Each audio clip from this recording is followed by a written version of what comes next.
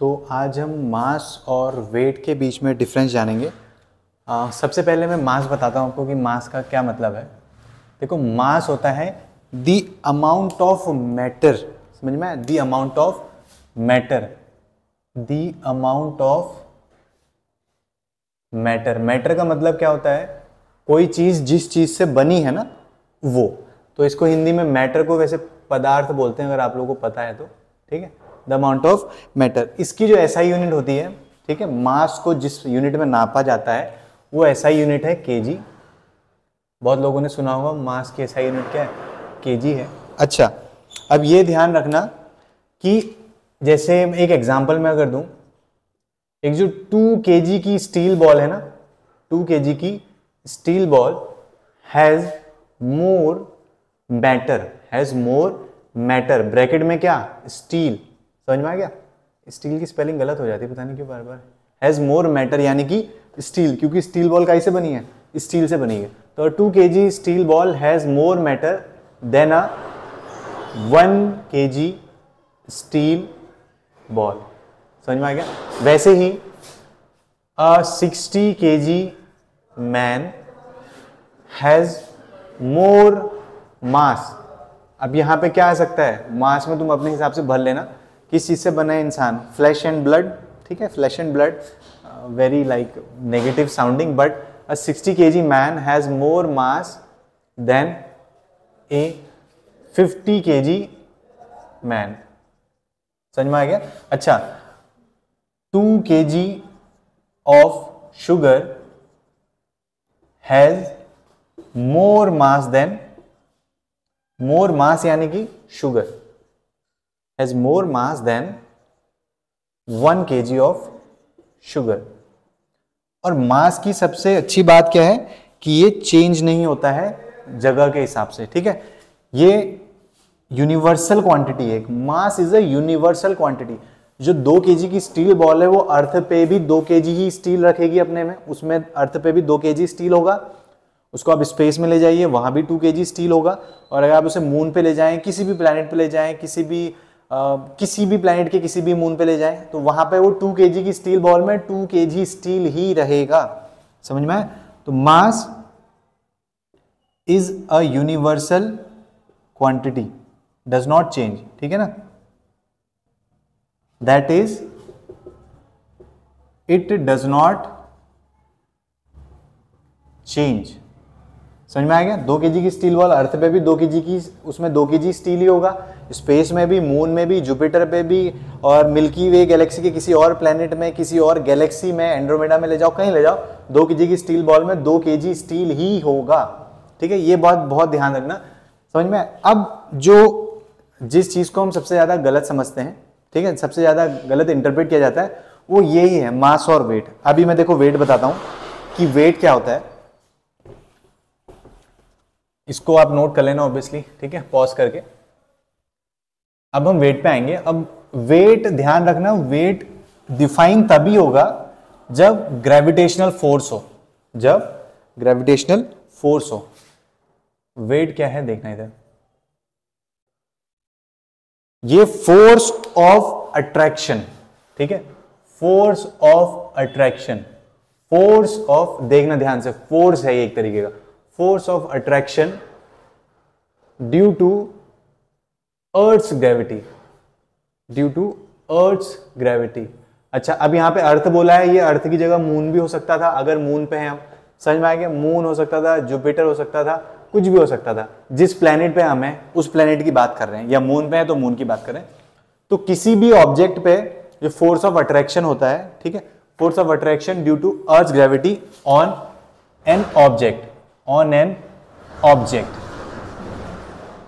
समझ में आ गया? अब इसका जो फॉर्मूला है वो force is equal to m into g. ठीक है, फोर्स क्या होता है? Mass into acceleration. तो acceleration due to gravity is termed as g। तो F is equal to m g. तो वेट ये होगा W is equal to m g. समझ में आया? अब वेट किस पे डिपेंड करेगा? G पे, जो कि हर प्लेनेट का अलग होता है। जो ग्रेविटेशनल एक्सेलरेशन होता है वो हर प्लेनेट का अलग है, मून का अर्थ से कम है। ठीक है, तो आपको ये बात पता होनी चाहिए। तो weight is not a universal quantity, weight change होगा। तो जैसे कि अच्छा, अब वेट क्या है? एक तरीके का फोर्स है, तो वेट की जो एसआई यूनिट होगी वो फोर्स की ही एसआई यूनिट होगी, तो SI unit of weight is newton. समझ में आ गया? ऐसे न्यूटन। तो जो 2 kg का जो स्टील बॉल है ना, तो 2 kg मास का जो स्टील बॉल है, ध्यान रखना मास और वेट में ये फर्क आप लोगों को समझ में आना चाहिए। 2 kg का जो स्टील बॉल है उसका जो वेट होगा that is going to be m यानी कि 2, और g, अर्थ पे g की वैल्यू हम 9.8 मानते हैं, लेकिन मैं अभी कैलकुलेशन आसान करने के लिए 10 मान रहा हूं। समझ में आ गया?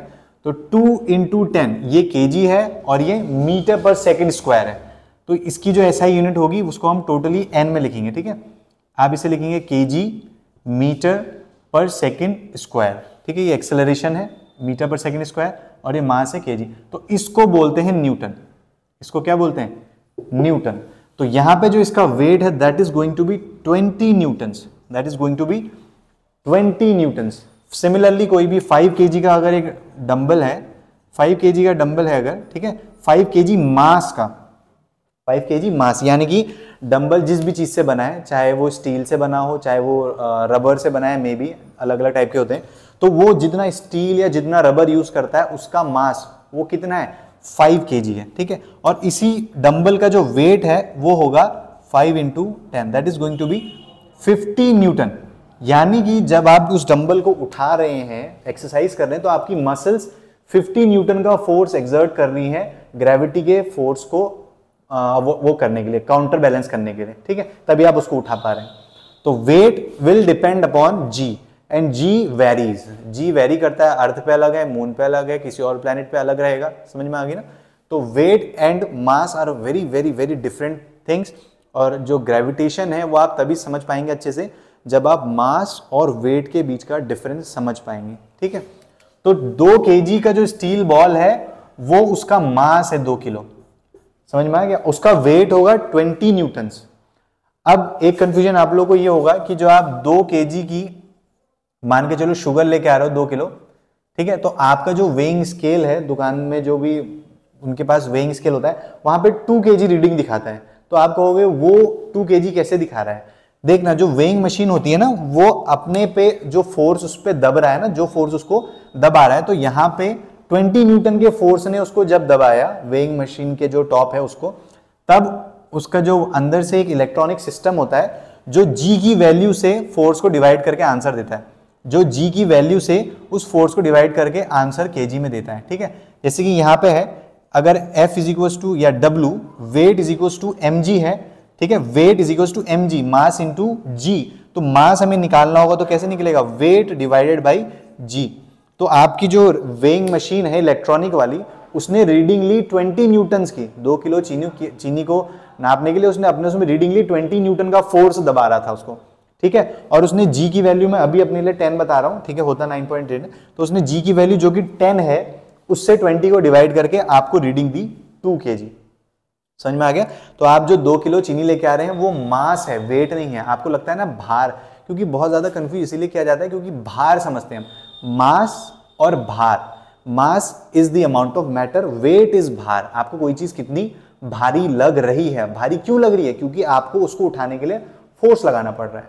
समझ में? ठीक है, तो ये बहुत ही मिसअंडरस्टूड, और जो इसके बारे में जो गलत फहमी है बहुत ज्यादा रहती है मास और वेट के लिए। ठीक है, मास सिंपली क्या है? जो भी चीज है उसमें वो कितनी है। जैसे स्टील की बॉल है तो उसमें स्टील कितना है, दैट इज मास। लेकिन उस स्टील का भार कितना है, अगर आप उसे उठाएंगे तो आपको कितना फोर्स लगाना पड़ेगा उसको जमीन से उठाने के लिए, दैट इज वेट। और वेट कैसे पता चलता है? m इंटू जी। अर्थ पे जी 9.8 मानते हैं, ठीक है, तो मैंने 10 लिया है कैलकुलेशंस के लिए। तो बहुत ही ये तो इतना ज़्यादा लोग इसको मिसअंडरस्टैंड करते हैं कि आपको बता नहीं सकता मैं। ठीक है, तो आगे से कोई भी आपको पूछे मास और वेट में फ़र्क, आप बता देंगे। ठीक है, कि कोई भी चीज़ जिस चीज़ से बनी है उसका मेजर इज, एक तरीके से उसको हम मास बोलेंगे, उसको हम केजी में नापते हैं। और जब उस चीज़ पे अर्थ का ग्रेविटी लगती है, ठीक है, अर्थ की ग्रेविटी लगती है, तो उसका जो हमें फोर्स उसको अपोजिट में उठाना पड़ता है, दैट इज वेट। ओके, चलिए।